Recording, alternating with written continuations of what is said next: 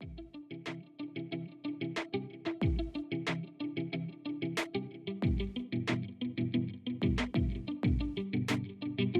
thought.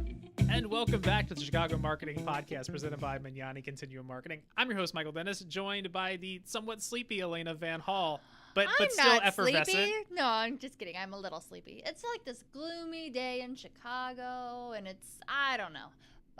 It's all right though. You got this. I got this. I have got faith- this, I guys. have faith in I'm you. gonna give you all kinds of amazing and information today to help guide your AR, VR marketing plans. Yes, us two insomniac wanderers will carry you through the world of VR and AR today.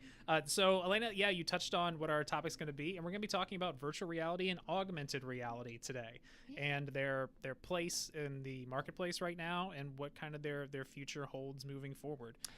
Let's back up the bus and tell our listeners, because VR and AR, they're used all the time, but let's talk about what they each are and the differences between the two, just to kick things off. So just on the surface, VR is when you put a headset on, and it can have a screen in there, it can have your phone in there, but you put it on, and as you turn your head and as you move, it reacts to your actual motions and portrays a 3D-like environment in front of you, simulating the real world. But it takes you out of the world you're in and puts you in a new world. Yes. Okay. It takes away your visual and it takes away your auditory inputs and puts you somewhere where you physically aren't. Okay. And for the record, I've tried VR. We have a VR set here at Magnani, and it is a little bit terrifying because it's like, what's around me? What am I going to run into? But then it's super cool because you're in a different world. So anyways, okay, so AR. What's AR? And so augmented reality is when it's on another screen, but it's adds to the real world around you. So it doesn't take you away from reality. It adds something to it. So like Pokemon, it augments it. So it's like Pokemon Go, where you're not in a Pokemon world. You see Pokemon through your phone in this reality.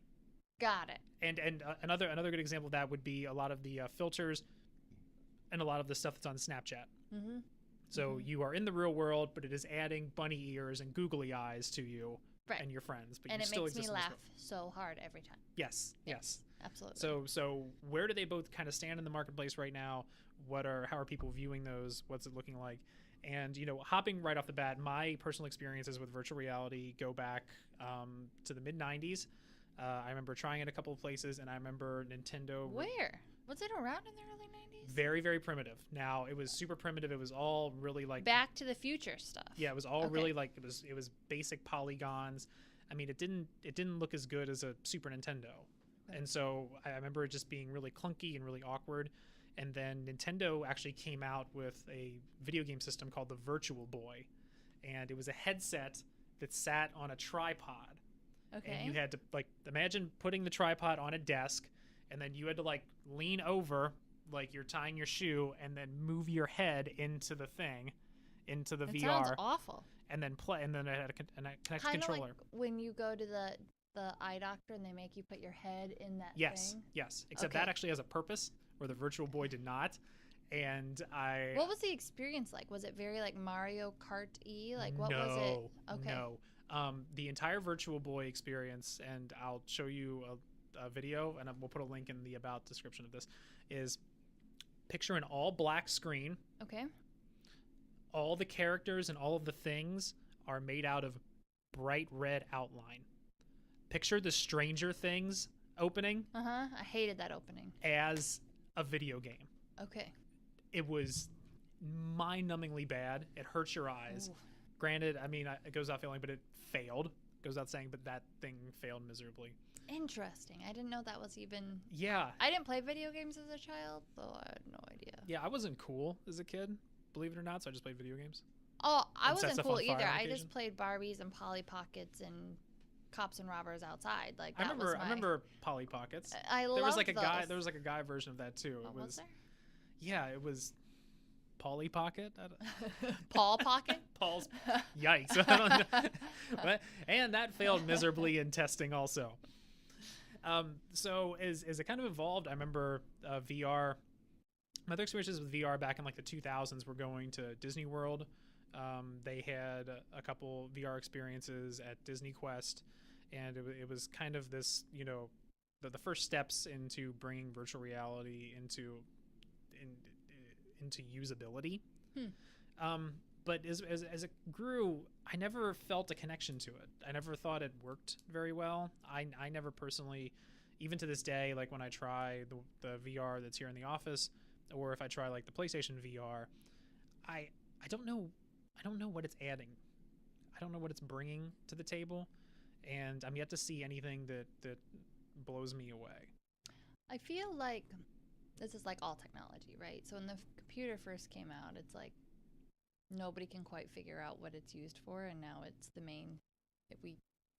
There's infinite uses, and I feel like VR, we're kind of in like the learning to crawl phase right now.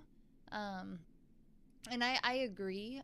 Every time I use it, I like, for example, my boyfriend has Oculus Rift or whatever, and he brought me on this scuba diving adventure where we went down so deep, and then I was in this cage, and all of a sudden I was about to get attacked by a great white, and I literally was almost having a panic attack. And I'm like, I don't actually enjoy this. And you can just take it off, but it literally removes you from the world you're in. So I could see going forward, it could be really great for. I'm still exploring the marketing piece of it. I think for that, it's, in hospitality or anything along those lines, if you want to go visit a new environment, yes, I think it's amazing. But it's still in its infancy, and it's very much, you can tell that you're in a fake world almost. It's getting better, but it's still not there. And it also makes me a little uncomfortable because it's like, who's watching me? Who's around me? Am I about to run into something? Like, you're trying to live in two worlds, and your brain isn't quite wired to do that. Like, you're either 1 foot in and, 1 foot out. You have 1 foot in the water and 1 foot on dry land. Right. And even though you're in this new world, you're so cognizant of the fact that you're still in reality, and this is not reality. And getting back to what you said about marketers and, exploring a space.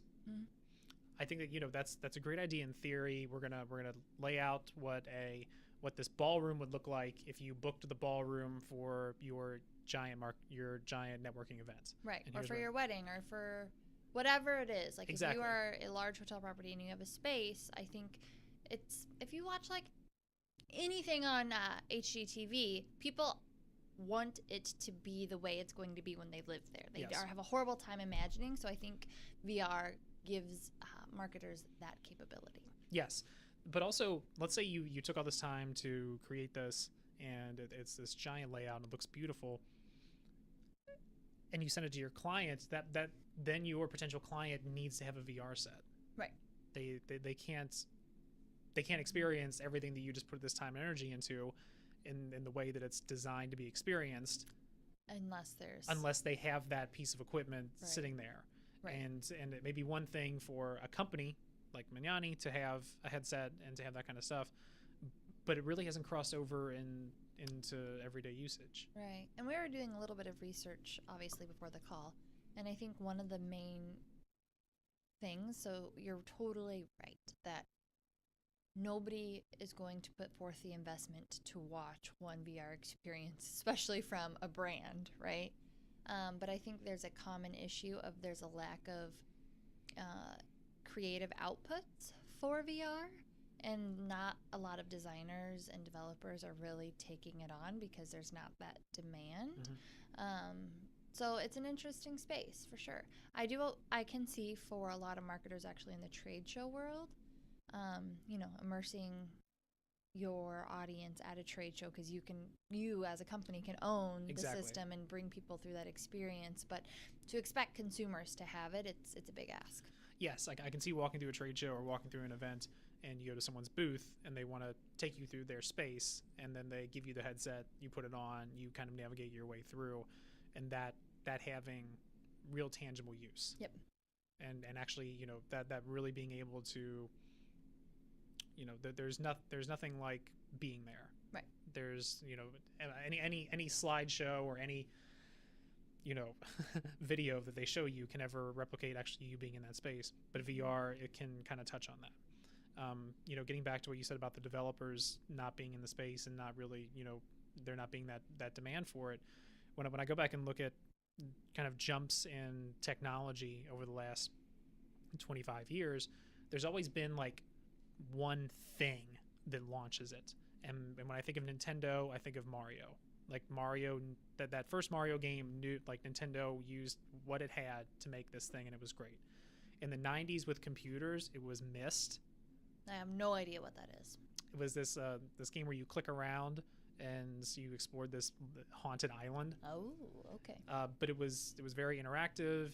There was nothing really seen like it before. It couldn't really exist on Nintendo because you needed like a CD-ROM type thing. You needed that mouse interface. And then I think of Doom when that came out. You're shaking your head. You don't know what Doom is either. No, I feel like I grew up in a bubble. and then moving forward, there was N64 with Mario and Zelda. There's always been like this killer game. There's this thing that everyone kind of just goes, wow, I have to have this so I can do that. Right. And that. So you think your opinion is that if a developer were to come along and create that experience, then people would jump into it? I do. And not just for video games, but I think for movies as well. For, I've been hearing about it for years, but no one's really ever put together the the VR movie, where you are in the shoes of the protagonist, and you follow, and it's shot from your point of view, and you go through all these scenes. So where you would normally be in like a war scene where you're looking at a screen and there's just one direction. Terrifying. You can look around every way, and it's a full I think thing. it might cause people to have a heart attack is why they're It not really would. doing it. And there's like post-traumatic stress disorder that would be followed soon by the heart attack. Yeah. Yeah, well, in the same way that you got freaked out over the great white in the cage, it would just be an extended version of that with a narrative behind it. Right. That we haven't seen that leap get taken, and until then, at least for me, VR is always going to be a what if. Like until that big thing happens, until someone really puts all the pieces together, it's always going to feel a little intangible to me. So what do you think about AR? How can marketers leverage AR? I think AR is fantastic because it relies on technology that everyone is carrying around.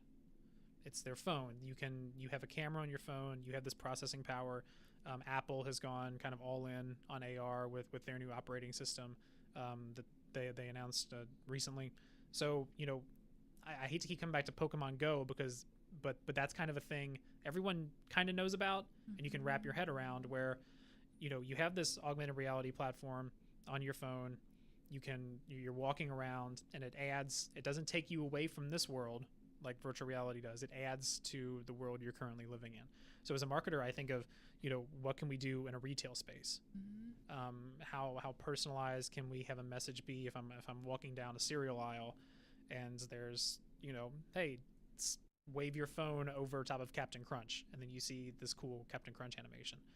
Or I think of like sports and athletics, where you're walking around like a Dick's Sporting Goods, and the Wilson Athletics area becomes illuminated when you walk over and you hold your phone over it, and you see all stars performing with the equipment, and then you see a clip from ESPN last night. That's kind of pie in the sky, but that's where my mind jumps. That it's Totally. We're taking something that people already have, which is the big thing. You're not asking people to buy new equipment. At the most, you're asking them to download an app. Right. I even see this working for real estate, like when walking into a house that the walls are the horrible color and the carpet's really crappy, but you want to go through and add nice hardwood floors and do this color, and you can walk around and envision what that space would look like. So you're walking around the actual house, but you can, aesthetically see how things would change. And I think there's so many opportunities and for this use as well. I think there's still room for this to grow. It's also in its infancy, and is understanding how consumers adapt. But I think we're spot on in saying consumers already have the technology to leverage this, to leverage AI. Or not AI. AR.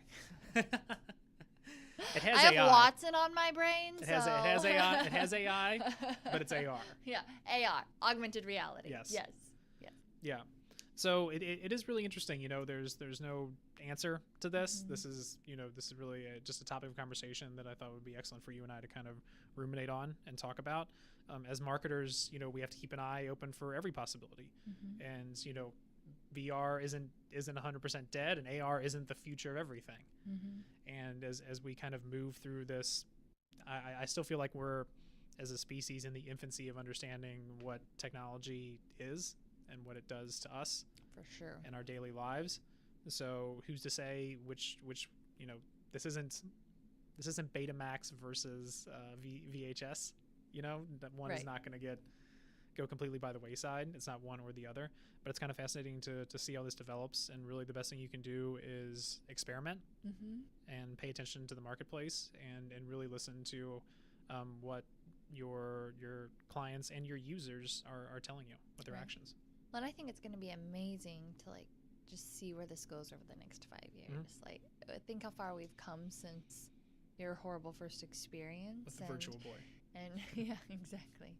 And where it's going to go. And marketers, I keep it top of mind. I think I'm a firm believer that it might be worth watching to see what other people do, unless you have the budgets to jump in and test. And if so, that's amazing. So I'm excited about it. Me too. Well put. I think that's a great point to end on. Thank you all so much for tuning in to the Chicago Marketing Podcast. We are presented by Magnani Continuum Marketing. Head to magnani.com. That's www.magnani.com for all your digital marketing needs. And for my semi-sleepy co-host Alayna. I'm awake now. Now you're awake. I got your blood pumping. That was it. All this AR got her going. And for myself, who's also semi-sleepy, Michael Dennis. Thank you all so much for tuning in. Have a great day.